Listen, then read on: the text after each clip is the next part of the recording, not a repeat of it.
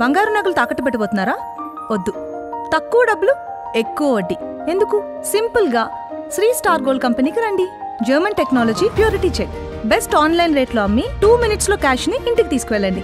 ప్రశాంతంగా ఉండండి. కాల్ 6366333444. అందరికీ నమస్తే. సో పొద్దున్న నుంచి తిరుపతి ప్రసాదం గురించి నేను మాట్లాడిన వీడియో, నేను మాట్లాడిన మాటలు చాలా మందికి తప్పుగా అనిపిస్తున్నాయి.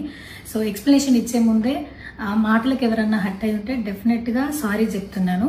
అండ్ నన్ను రెగ్యులర్ గా ఫాలో అయ్యేటోళ్లకు నాకు వెంకటేశ్వర స్వామి ఎంత ఇష్టమో తెలుసు. యూట్యూబ్ లో, ఇన్స్టాగ్రామ్ లో 3 నెలలు 4 నెలల సంధి శనివారాల వ్రతాల గురించి, వాటి డీటెయిల్స్ గురించి నేను చెప్తానే ఉన్నా. అవేవి దేని గురించి ఎవరు మాట్లాడుకోలేరు. అన్ఫార్చునేట్లీ దీని గురించి మాట్లాడినరు. ఏదైనా సరే తప్పు జరిగింది నా సైడ్ నుంచి. నా మాటలు తప్పుగా ఉన్నాయి తప్పితే నా ఇంటెన్షన్ అది కాదు.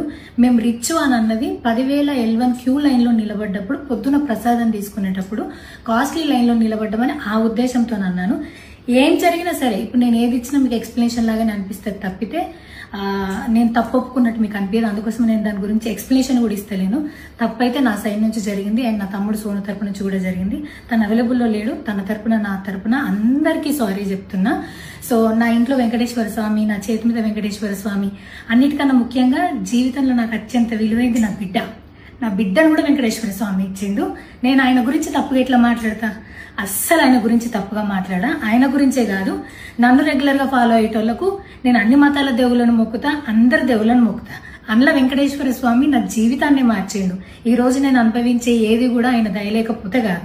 అట్లాంటిది ఆయన గురించి నేను ఎందుకు మాట్లాడతా? అయినా సరే తెలుసో తెలకో పొరపాటు మాటలైతే నా నోటి నుంచి, మా తమ్ముడు నోటి నుంచి వచ్చినాయి. దానికి డెఫినెట్ గా సారీ అడుగుతున్నా.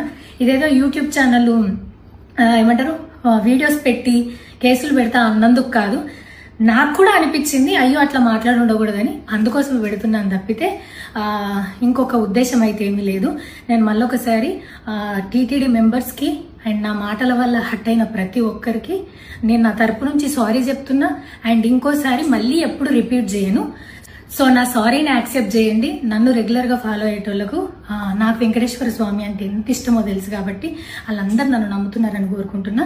మళ్ళొకసారి ఎక్స్ప్లెనేషన్ కాదు, సారీ చెప్పినంత మాత్రాన తప్పు ఒప్పైపోతుందని కూడా కాదు. బట్ నేను చేయగలిగింది ఇది ఒక్కటే కాబట్టి మళ్ళొకసారి అందరికీ సారీ. అండ్ డెఫినెట్ గా ఐ ప్రామిస్ ఇంకోసారి ఇది రిపీట్ అవ్వదు. Thank you.